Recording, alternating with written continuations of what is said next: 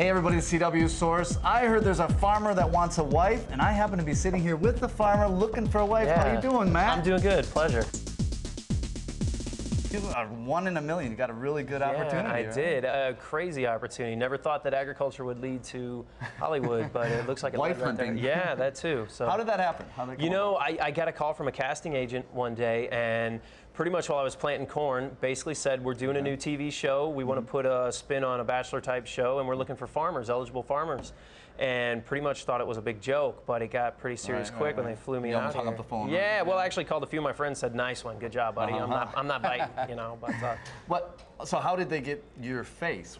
you know, a few years back, I'd signed up for The Bachelor around 4 years ago, and I think got it. someone kept my information along the line. Okay, So, okay. Yeah. And then you went back to the farm. You didn't make it, so you went That's back it. to the farm. I guess not. Yeah. All right, so you come driving up in your tractor and everything, trying to impress. Yeah. Obviously without the shirt and everything. But then you got off the tractor. Did you see any one particular girl that just wowed you or bowled you over? You know, at first I was just happy to see a bunch of beautiful women. You know what I mean? Because I've seen, actually never watched much reality TV before, but I've definitely heard of a few shockers where maybe they're a bit older or a bit younger, or you never know what kind of spin's going to be put on stuff. But definitely there was a character right away that was pretty boisterous and seemed to have a lot of blue around her eyes. I remember that, yeah. So Blue around her eyes. Around her eyes. I'm not so sure what was up with all the blue, but that jumped out at me. Who is this crazy woman that's yelling at me already?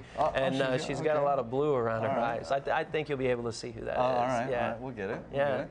Now, you are supposed to find a wife. Now, my first question was, let's suppose that, yeah, this works out, you get a wife, and you say your I do's, and then all of a sudden you find out she snores. Wow, well. What are you going to do? I think I'll have to take a couple drinks at night, probably, or maybe I'll just start snoring myself, huh? Maybe, you know, So you're not I'll wake a light myself up. sleeper?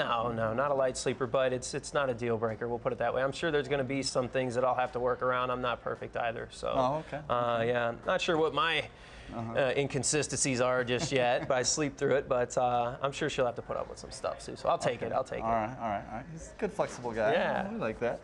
All right, so there's a lot about the virgin factor going around. There's a couple of girls that are proud of their virginity and everything. Yeah. Do you have a preference either way? No, I don't actually. I have a lot of respect for those ladies because I know how hard it is this day and age to actually keep that one tough job. Me being a Christian myself, I am not, but have much respect for them, and definitely it's not something I look for, but you know what I mean? It's definitely not something I turn away. I mean, I can't even, you know, put my thoughts on how I know how hard those ladies work. Exactly, you know, in today's day and age. It's respectable, but it's not extremely respectable. But no, it's not a requirement. We all fall short. All right, so, great. yeah.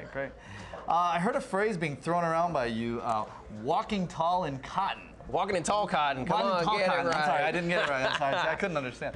Walking in tall cotton. What does that mean? That's a little Where does it come adage from the country. Actually, if you've ever heard the song by Alabama, "Walking in High Cotton," it's kind of the same deal. It's an old adage that just means you're doing good. It's good times and things are tip top. So, kind of a little country saying I thought I'd throw in there. So if the cotton's tall, it gets more sun? Yeah, well, if the cotton's tall, you got a better crop. It's like any crop. You make more crop, it's more money and more food on the table. So, yeah, just an old adage. All right. Yeah. So with this show, basically, you asked, or the TV show, CW asked 10 girls to come out to the country and live a different lifestyle. Would you do the same to find the love of your life? Would you move to the city, give up the tractors, give up the fresh air, and? You know, that's awesome question. With this being presented to me, farming is in my heart, and I'm a third-generation farmer. I've been a farmer all my life, so if I want to continue to farm, that's honestly not an option. Got it. But for true love, if I really felt that it was true love, I couldn't expect those ladies to come out and move to me. If it was true love, I'd be willing to do the same for them, I think. Or you can maybe like do summer. There you go. No, just do the summer. Hire some hired hands and have them work the farm, and I just go play husband. Up in NYC or something? Never know.